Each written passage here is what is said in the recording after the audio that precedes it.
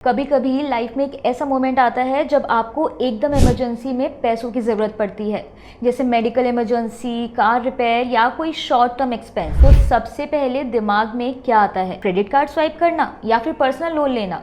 लेकिन इन दोनों में इंटरेस्ट इतना ज़्यादा होता है कि लोन लेने से पहले 10 बार सोचना पड़ता है। लेकिन एक स्मार्टर ऑप्शन भी है जिसके बारे में शायद बहुत कम लोग जानते हैं, LAMF यानी loan against mutual fund. Hello and welcome to Z funds. मैं हूं प्रिया और आज हम बात करने वाले हैं एक ऐसे ही फाइनेंशियल हैक के बारे में जिसके बारे में काफ़ी लोगों को पता ही नहीं होता। लोन अगेंस्ट म्यूचुअल फंड्स यानी अपनी एग्जिस्टिंग म्यूचुअल फंड इन्वेस्टमेंट्स को प्लेज करके एक स्मार्ट और लो कॉस्ट लोन लेना।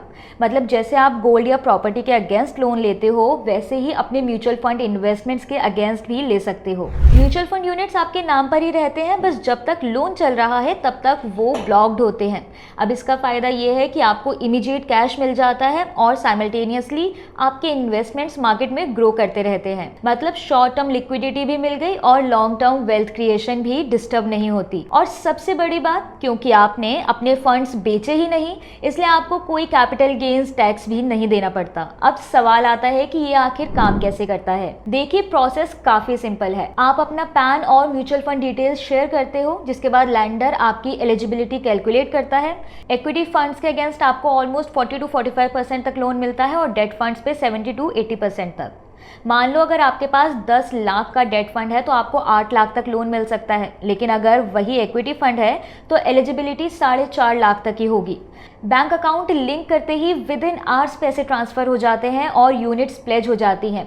जब तक लोन रीपे नहीं होता आप उन्हें बेच नहीं सकते। जैसे ही रीपे कर देते हो यूनिट्स फ्री हो जाती हैं और इस पूरी ड्यूरेशन में आपके पोर्टफोलियो ग्रोथ कंटिन्यू रहती है। कॉस्ट के पर्सपेक्टिव से भी LAMF काफ़ी अट्रैक्टिव है। पर्सनल लोन के इंटरेस्ट रेट लगभग 14 से 20% होते हैं और क्रेडिट कार्ड आउटस्टैंडिंग तो 36 से 40% तक चली जाती है। लेकिन LAMF में इंटरेस्ट रेट सिर्फ 9 से 11% के आसपास होता है। और सबसे बड़ी फ्लेक्सिबिलिटी ये है कि आपको फिक्स्ड EMI देने की ज़रूरत नहीं है। हाँ, हर महीने बस आपको इंटरेस्ट पे करना होता है और जब आपके पास प्रिंसिपल हो तो एक साथ पे कर सकते हो। यानी ना कोई प्री क्लोजर चार्जेस, ना एक्स्ट्रा पेनल्टी।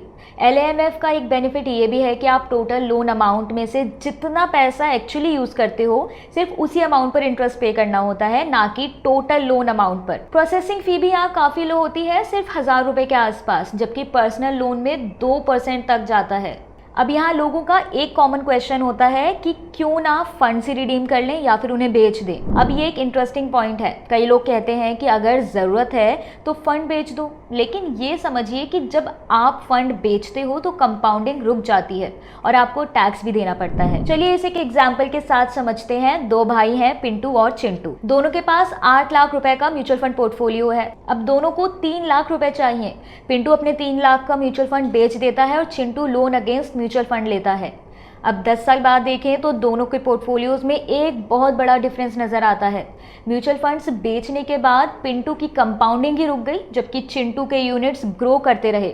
10 साल बाद पिंटू के पोर्टफोलियो 5 लाख से ग्रो होकर 16 लाख बन जाता है, जबकि चिंटू का पोर्टफोलियो 8 लाख से ग्रो होकर 23 लाख से भी ज़्यादा का हो जाता है।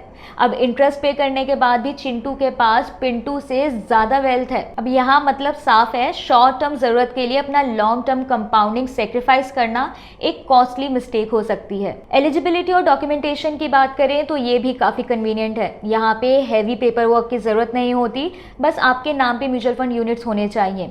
इवन अगर आपके पास क्रेडिट हिस्ट्री भी नहीं है तब भी लोन मिल सकता है। ट्रेडिशनल बैंक्स जैसे SBI और HDFC ये फैसिलिटी देते हैं, लेकिन उनका प्रोसेस थोड़ा स्लो और इंटरेस्ट रेट थोड़ा हाई है। वहीं फिनटेक प्लेटफॉर्म्स जैसे जेड फंड्स ऐप पर प्रोसेस इंस्टेंट और पेपरलेस होता है। जेड फंड्स ऐप पर बस LAMF पर क्लिक करो और आपको इंस्टेंट लोन मिल जाता है अपने म्यूचुअल फंड्स के अगेंस्ट। ना कोई हैवी पेपर वर्क, ना लेंदी फॉर्म्स, ना अननेसेसरी डॉक्यूमेंटेशन, बिल्कुल हैसल फ्री प्रोसेस। अब LAMF के यूज केसेस की बात करते हैं। Loan against mutual funds best तब होता है जब आपको शॉर्ट टर्म इमरजेंसी के लिए पैसा चाहिए और आप अपना इन्वेस्टमेंट डिस्टर्ब नहीं करना चाहते। जैसे कोई मेडिकल इमरजेंसी हो गई या फिर short term cash flow gap है या हाई टैक्स ब्रैकेट में हो और म्यूचुअल फंड रिडीम करके अननेसेसरी टैक्स नहीं देना चाहते। लेकिन एक चीज हमेशा ध्यान रखें, लोन लेना एक जिम्मेदारी है, इसलिए सिर्फ उतना ही पैसा निकालें जितना आपको सच में जरूरत है, वरना इंटरेस्ट का बर्डन अननेसेसरी बढ़ जाएगा। तो दोस्तों, LAMF एक स्मार्ट, कॉस्ट इफेक्टिव और फ्लेक्सिबल सोल्यूशन है जो आपको लिक्विडिटी देता है without disturbing your wealth creation journey.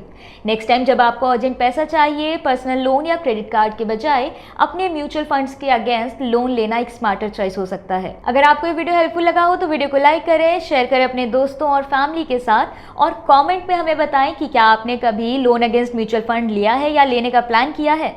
और हाँ, चैनल को सब्सक्राइब करना बिल्कुल मत भूलना for more such financial videos. Mutual fund investments are subject to market risks. Read all scheme related documents carefully.